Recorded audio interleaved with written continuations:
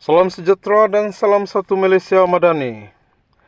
Berita penuh dipetik dari Utusan Borneo Online. Bobby hargai Tita Diraja mau fokus MA63 dilaksanakan segera. Kuala Lumpur, Ahli Dewan Negara Senator Datuk Bobby Swan menzahirkan ucapan penghargaan ke atas Tita Diraja yang khusus memfokuskan kepada tindakan segera dalam menyelesaikan isu-isu berhubung tuntutan Kerajaan Negeri Sabah dan Sarawak mengenai pelaksanaan Perjanjian Malaysia 1963, MA63. Bagi saya, perkara MA63 ini tidak lagi banyak yang diceritakan karena ianya sudah dalam peringkat pelaksanaan. Dua peringkat telah kita lalui, yaitu peringkat pertama di mana pemimpin-pemimpin kita terdahulu telah memperhalusi dan memuktamadkan perjanjian MA63 ini. Kemudian peringkat kedua di mana kita telah memasukkan dalam pelembagaan Malaysia. Kini MA63 telah pun menjadi sebagian daripada pelembagaan negara ini.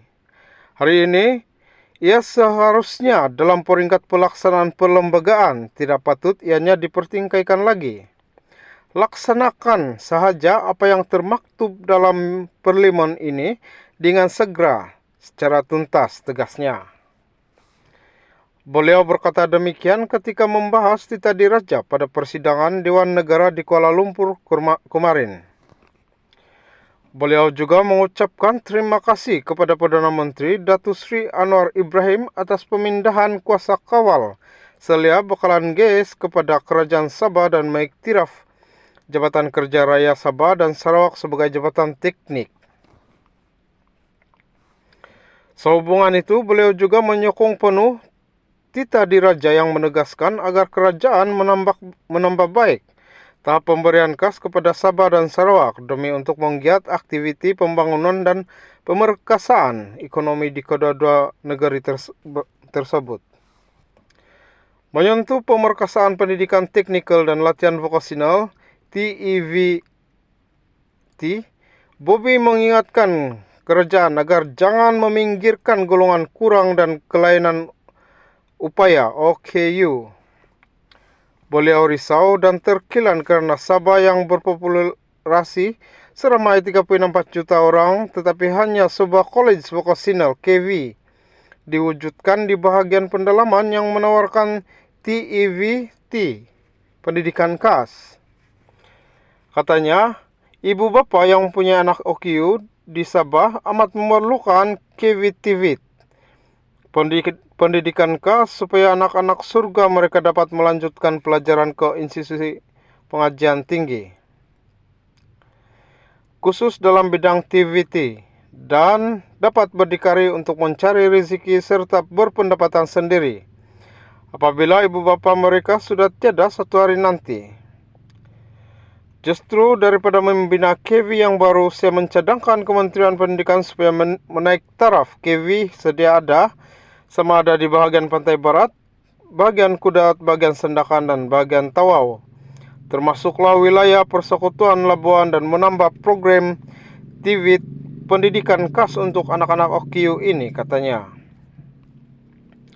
Bobby juga menyokong penuh penekanan akses perumahan yang berkualiti dan mampu milik yang memberi keutamaan kepada pelbagai inisiatif yang lebih mesra pendapatan seperti rumah mampu milik RMM, skim perumahan belia dan program Rent to Own RTO bukan sahaja bagi kumpulan B40 tetapi juga untuk M40 khususnya golongan miskin bandar. Katanya, strategik perumahan yang inklusif, praktikal dan mampan hendaklah dirangka melalui sesi libat urus dengan semua pihak yang berkepentingan secara konsisten. Di samping itu juga, katanya, penyediaan tempat tinggal yang selesa dan kondusif juga perlu diperluaskan melalui penyediaan bantu bina baharu, serta pembaikan rumah yang uzur terutamanya kepada golongan miskin, kurang berkemampuan agar rakyat dapat menjalani kehidupan yang lebih sejahtera serta mempan. Soalan saya kepada pihak kementerian terbabit berapa kuota dan status terkini pemilikan 500.000 unit rumah mampu milik seperti yang termaktub dalam rancangan Malaysia RM ke-12 baik kumpulan B40 dan M40 di Sabah, tanya beliau.